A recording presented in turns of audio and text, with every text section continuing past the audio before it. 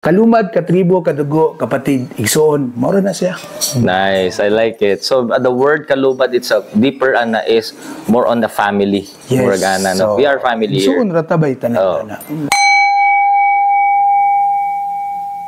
Hey guys, welcome back to A Friendly Reminder. We are here again sa another episode natin, a very exciting episode natin at Cheer Up, where we talk about life, adventures, and many more. Of course, we are privileged for this episode. Makakasama natin isa sa pinaka-idol ko, isa sa pinaka-tinitingala kong tao na artist sa North Cotabato. Isa po siyang organizer and leader ng bandang Kalumad. Walang iba kundi si Kuya Digong! Tinen!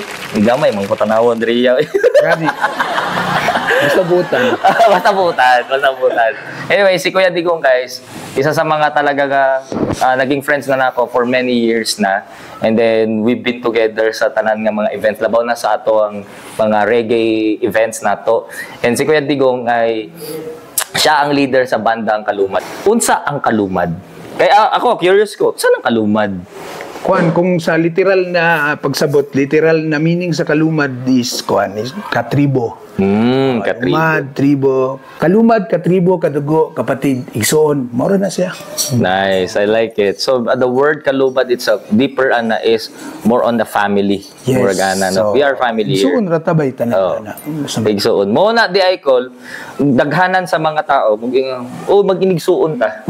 Mag-meet up ang mga kwan, no? Mga reggae band, mga mountaineers, mga nature tribe. Ang samod na mo, igsoon. Igsoon, no? Mag-inigsoon. So, siyempre na siya sa call, sa naman na siya sa eksena, call. Nyor, igsoon. Siyempre na siya, bye. Wala siya. Basta nasa eksena, manggod, mauna. Kumaga, bisag maupay pag-ila ninyo, ana.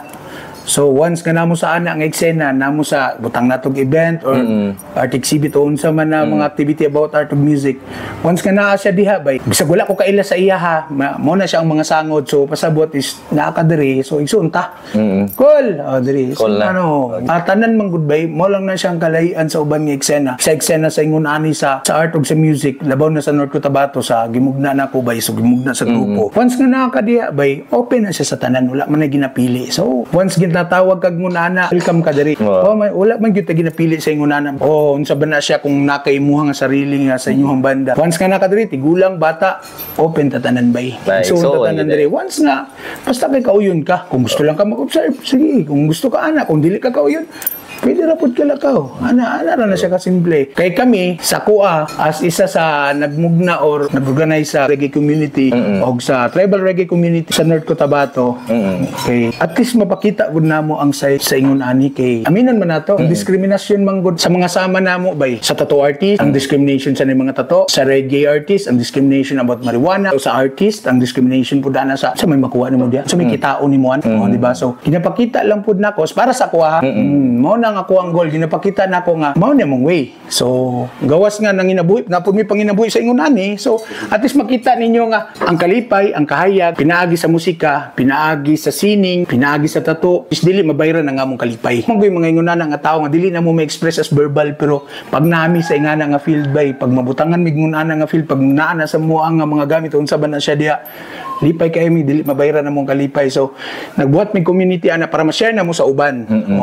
Dili lang ingon nga manghikayat mi sa ila, wala mi nang hikayat nga na sa imuha kung kauyon ka. Ang amo ginapakita na mo ingon ani day sa wala nakabalo. Okay, sa modern karon man goodbye, sa moderno na nga pagpuyo kay makita na nila kumpara nimo sa unang tattoo which is sama na piniriso man na siya.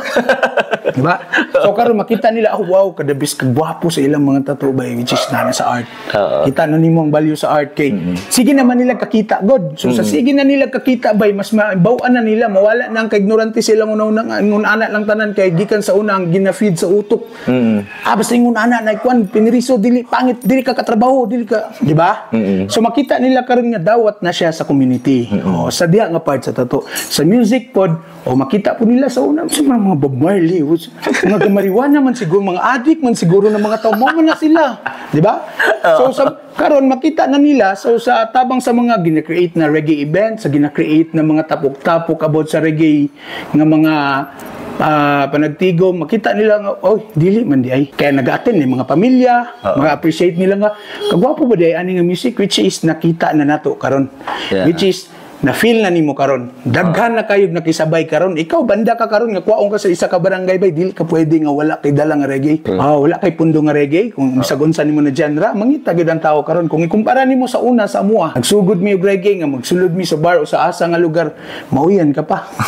Nganong unsa man ang mga adik-adik man ang inyo, di ba? So, mao na siya ang purpose bay. Wala una mo nang ka-ignorante sa kung sa ingana nga part nga at least amo nga muraglain manggug kayo nga ganahan kay mi ani pero pangit ang tanaw sa tao. True. Pero wala man mi namugos.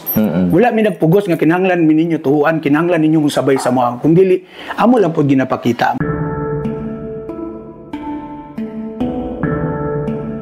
Reggae music is not about competition eh. Mensahe yun nga gikan Yes. sa reggae is Unity.